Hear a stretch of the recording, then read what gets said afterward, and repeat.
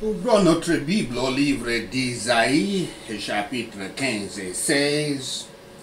Isaïe 15 et 16. Ruine de Moab prophétisée.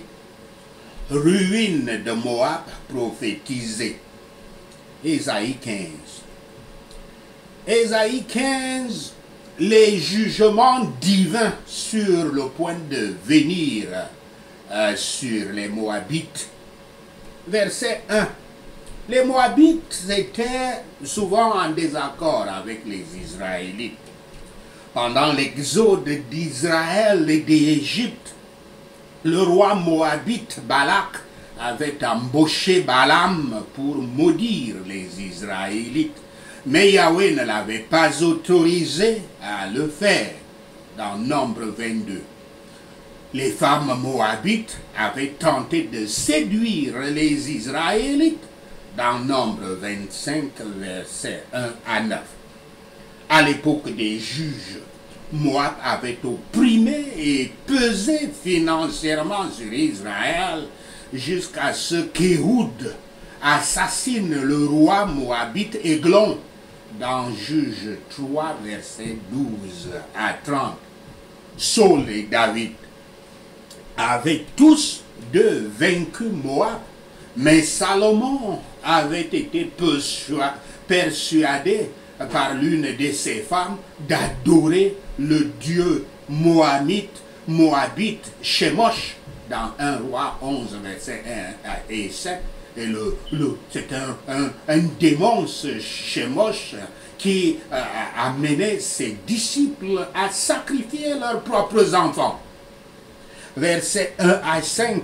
L'origine de Moab remonte à l'enfant conçu à la suite de la relation incestueuse entre Lot et sa fille aînée, dans Genèse 19, versets 30 à 38. Moab va être détruit, mais pas à cause de son héritage ethnique. Yahweh méprise les faux dieux moabites et les hauts lieux de l'idolâtrie. Il déteste la façon dont ils se sont retournés à plusieurs reprises contre son peuple en détresse. Des villes entières comme Ar et Kir tomberont en une seule nuit, des villes de Moab. Même des hommes armés, entraînés au danger, seront remplis de peur face à un ennemi bien plus puissant. Verset 5. Ce n'est pas la première fois que la sympathie de Yahweh a été enregistrée pour moi. Israël n'avait pas été autorisé à détruire Moab sur le chemin de la terre promise. Dans Deutéronome 2, verset 9, ni Moab il n'avait pas autorisé que Moab fût parmi les nations qui devaient être dépossédées par Josué et sa génération pendant la conquête de Canaan. Ruth était venue de Moab, retournant en Israël avec Noémie pour éventuellement devenir l'arrière-grand-mère de David et être incluse dans la généalogie de Yahshua, comme nous le voyons dans Ruth 4, versets 13 à 22.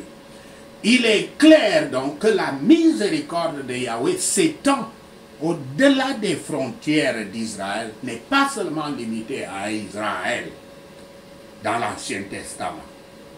Cette prophétie qui s'accomplira dans 3 ans seulement, confirmera la mission du prophète Ésaïe et la croyance en toutes ces autres prophéties. Concernant Moab, il est prédit, premièrement, que leurs villes principales seront surprises par l'ennemi. 2 grands changements et très lamentables changements peuvent être faits en un très peu de temps, en un temps record. Deuxièmement, les Moabites auront recours à leurs idoles pour le soulagement. Les hommes impies, lorsqu'ils ont des ennuis, n'ont pas de consolateur. Mais ils sont rarement amenés par leur terreur à s'approcher de notre Dieu Yahweh, qui pourtant pardonne s'il y a un vrai chagrin et une vraie prière de croyants.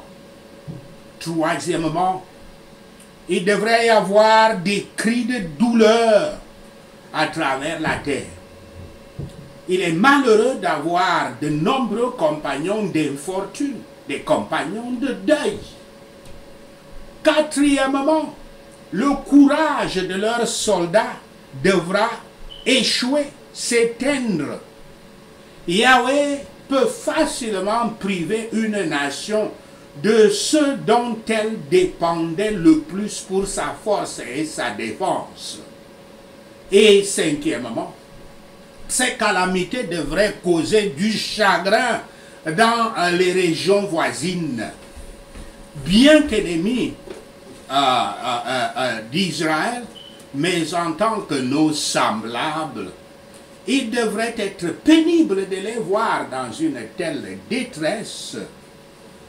Dans les versets 6 à 9, le prophète décrit les pénibles lamentations entendues à travers le pays de Moab, quand il est devenu la proie de l'armée assyrienne. Le pays devrait être pillé et la famine est généralement le triste effet de la guerre. Ceux qui sont désireux d'obtenir l'abondance de ce monde et de mettre au point ce qu'ils ont obtenu peuvent considérer combien de temps tout cela peut leur être enlevé.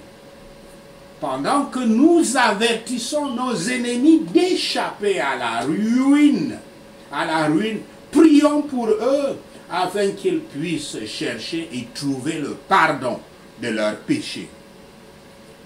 Ésaïe 16. Ésaïe 16, versets 1 à 5. Moab est exhorté à l'obéissance. Moab aurait bien fait de s'unir à Juda en leur envoyant des agneaux, parce que Juda, elle, échappera à la conquête des Assyriens, comme nous le voyons dans Ésaïe 10, versets 24 à 25. Au lieu de cela, Moab éprouvera plutôt une grande souffrance, comme cela est dit dans Ésaïe 15, versets 6 à 9 et 16, versets 7 à 12. Yahweh dit aux pécheurs ce qu'ils peuvent faire pour empêcher la ruine. Écoutez-moi sérieusement. Un prophète peut vous dire, l'an prochain, vous serez frappé par une grande maladie. Vous serez cloué à l'hôpital à cause de cette maladie.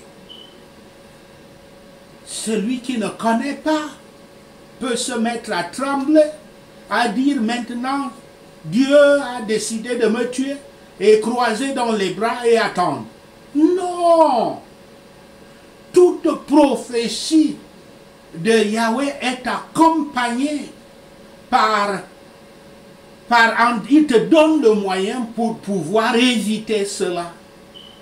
Parce que Dieu n'est pas là pour détruire les croyants par le jugement, mais plutôt pour corriger le croyant, pour le discipliner, pour le faire passer par le feu de l'affliction, afin qu'après ce feu de l'affliction, il puisse recevoir une âme qui est de l'or pur. Donc, les afflictions sont pour vous améliorer, vous élever spirituellement, vous purifier. Donc, Yahweh le fait à Moab ici. Donc, c'est pour dire dans tout ça que même si un prophète vous annonce que vous serez malade, cela est une invitation par Yahweh pour que vous vous repentiez de vos péchés et que vous vous mettiez sur vos genoux devant lui et vous priez avec fervente prière en changeant votre vie, en vous humiliant devant lui, en disant non au péché, en décidant de changer votre vie pour mener une vie de saint. Et vous serez surpris que cette prophétie ne pourra plus se passer comme Dieu l'avait entendu, parce qu'il vous aura compris et il vous aura pardonné. Qu'ils envoient le tribut qu'ils s'étaient autrefois engagés à payer à Juda. C'est ça qu'il était demandé à Moab de faire. Prenez-le comme un bon conseil. Et c'est ça que Dieu leur demandait. Brisez vos péchés par la justice. Cela peut vous rallonger tranquillement votre vie. Et cela peut s'appliquer au grand devoir évangélique de soumission à Yahshua. Ce qu'on dit à Moab, envoie à Juda l'agneau, le mieux que tu possèdes, toi-même, un sacrifice vivant, puisque nous ne sommes plus dans l'alliance, dans l'ancienne alliance, la nouvelle alliance, c'est que nous offrons nous-mêmes nos cœurs comme sacrifice vivant et non plus des agneaux physiques qu'on égorge. Quand vous viendrez à Yahweh, le grand dirigeant, venez au nom de l'agneau, l'agneau de Dieu. Ceux qui ne veulent pas se soumettre à Christ seront comme un oiseau qui sort de son nid, mais sera arraché par le prochain oiseau de proie. Ceux qui ne cèdent pas à la crainte de Dieu seront amenés à céder à la peur de toute autre chose. Yahweh leur conseille d'être gentils avec la semence d'Israël, les chrétiens. Ceux qui s'attendent à trouver des faveurs lorsqu'ils sont eux-mêmes en difficulté doivent montrer leur faveur aux personnes en difficulté. Ce qui est dit ici au sujet du trône du roi Ézéchias appartient aussi, dans un sens beaucoup plus élevé, au royaume de Yahshua. Bien que, par soumission à lui, nous ne jouissions pas des richesses ou des honneurs du monde, mais que nous soyons exposés à la pauvreté et au mépris, nous aurons la paix de la conscience et la vie éternelle. La plus grande richesse, celle-là qu'on ne peut pas évaluer, celle-là dont on ne peut pas déterminer le prix, et dont jouit le véritable chrétien, c'est la paix de la conscience. Ésaïe 16, versets 6 à 14, l'orgueil et les jugements de Moab. Ceux qui ne veulent pas être conseillés ne peuvent pas être aidés. Beaucoup d'âmes sont ruinées par l'orgueil. Plus par l'orgueil que par n'importe quel autre péché. En outre, les plus orgueilleux sont généralement les plus passionnés. Avec les mensonges, beaucoup cherchent à obtenir la satisfaction de leur orgueil et de leur passion. Mais ils ne doivent pas baliser les projets d'orgueil et de la colère. Moab était célèbre pour ses champs et ses vignobles. Mais ils seront dévastés par l'armée envahissante. Yahweh peut bientôt transformer le rire en deuil et la joie en tristesse.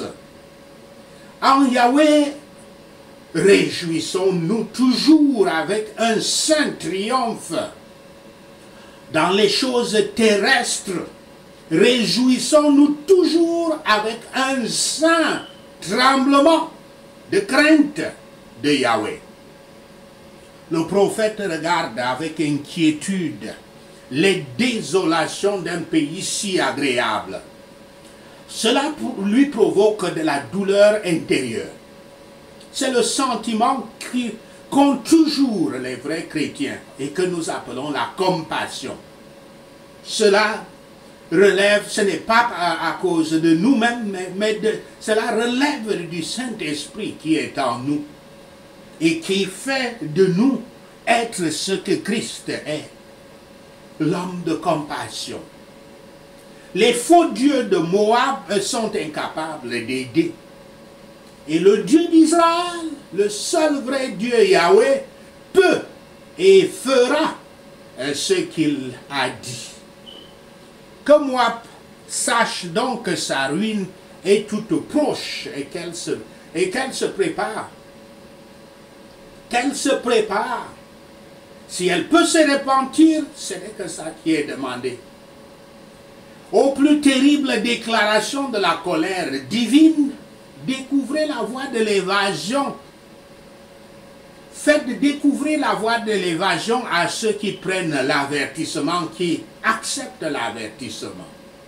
Il n'y a pas d'échappatoire, sauf par la soumission au fils de David et en nous consacrant à lui.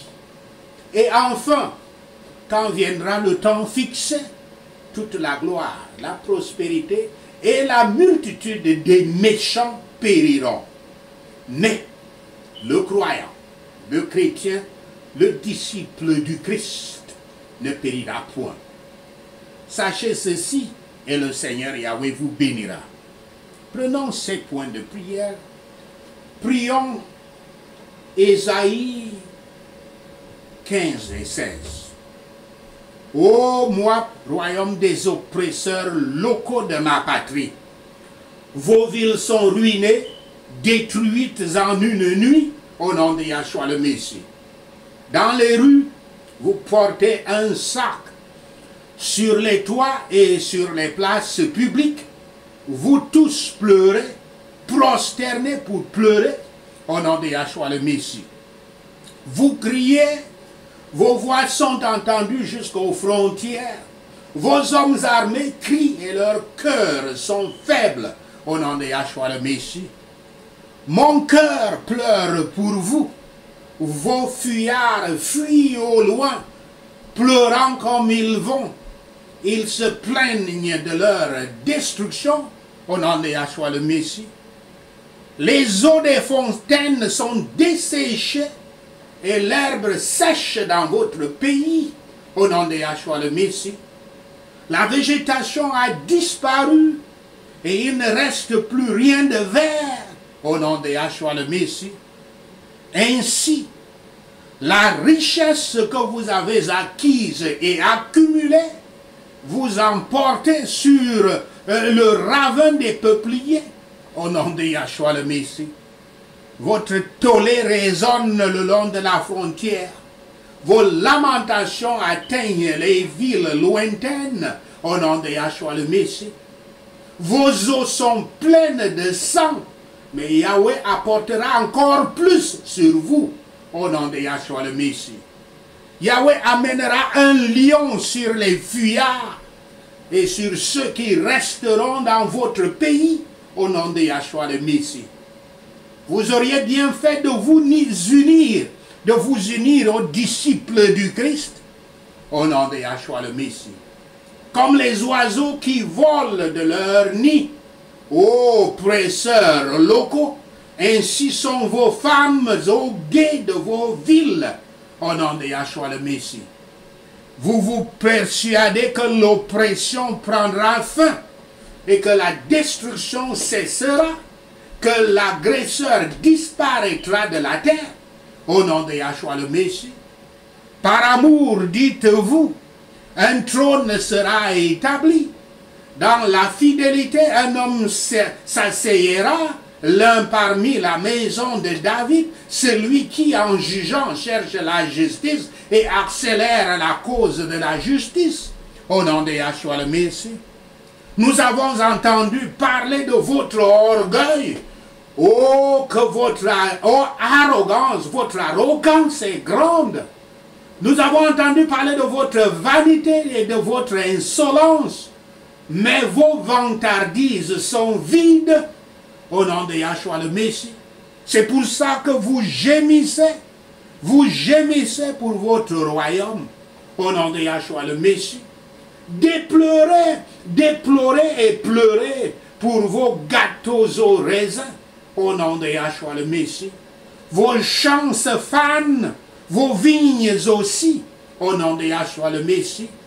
Les dirigeants des nations, cette puissante main de Yahweh, ont foulé vos plus belles vignobles au nom de Yahshua le Messie.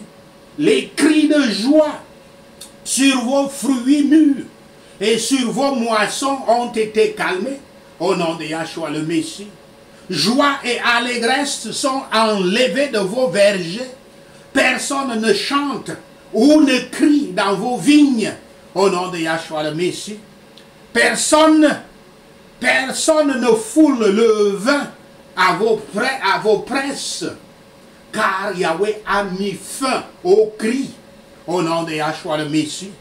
Quand vous apparaissez à votre haut lieu de sorcellerie, d'idolâtrie, vous ne faites que vous fatiguer au nom de Yahshua le Messie. Quand vous allez à votre sanctuaire d'idolâtrie pour prier, cela ne sert à rien au nom de Yahshua le Messie. Dans 3 ans, ô royaume local des oppresseurs de ma patrie, ta splendeur et tous tes nombreux peuples seront méprisés au nom de Yahshua le Messie. Tes survivants seront très peu nombreux et faibles au nom de Yahshua le Messie. Merci Seigneur Yahweh d'avoir entendu nos prières. Merci Père pour tes réponses à nos prières. Seigneur, nous te rendons gloire, nous te louons, nous t'adorons, nous bénissons ton saint nom. Au nom de Yahshua le Messie, nous prions. Amen. Alléluia.